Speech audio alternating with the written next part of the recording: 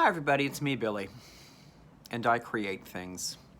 It's what I do. When I'm inspired, I create things. When I'm wanting to be of service to the world, I create things. When I'm bored, I try to create things. When I'm sad, I still create things, and I am sad now, as most of you heard me saying, and thank you everyone for your condolences. My dear friend Jennifer Arnold passed away from COVID on Wednesday, and I'm reeling. The idea, the fact that I will never see her again is overwhelming to me. I cannot wrap my head around it.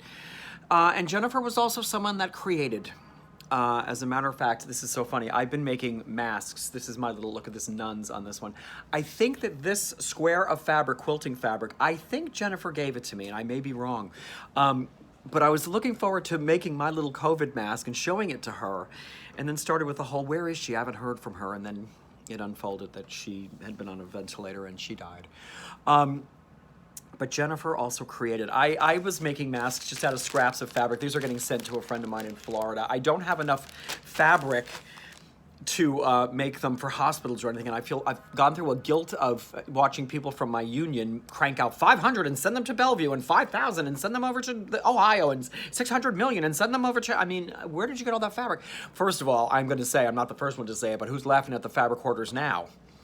So I'm just using scraps of fabric I've had for years in the house and t-shirts of my own that I'm lining them with and hunks of elastic I still have left. I've been actually splicing elastic, which weakens it, but it's what I can do. So I'm just making them for my friends, my neighbors. I'm creating those for my friends and my neighbors that I want to be safe.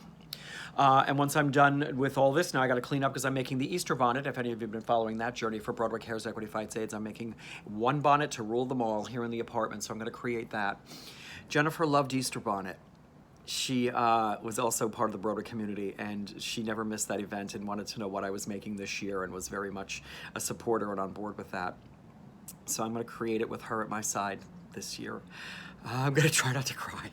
But I wanted to show you some of the things that Jennifer did do. Jennifer is my friend that if any of you saw my videos in winter, I'm always wearing one of these neck gaiters. Jennifer made these. This was her stuff. I have that one of hers. I have this one of hers. Look at this crazy fabric. I love. This is my prized possession. This is the one she made that is literal. She put rhinestones on their eyes so they're literal deer in the headlights. That girl had a sense of humor. The other thing Jennifer did was she made glitter boxes of matches that she sold and stuff, and she made them for any occasion, for anything. I have at least a dozen boxes of these matches in this house. For holidays, I have Christmas ones, I have Krampus ones. When Prankus and Beezy were little, she made one with, look, Prankus and Beezy, and on the backside, there's me. I have so many of these books of matches from Jen, and I'm gonna say that the COVID mask I made was from fabric she gave me. Whether it was or not, I'm saying that now.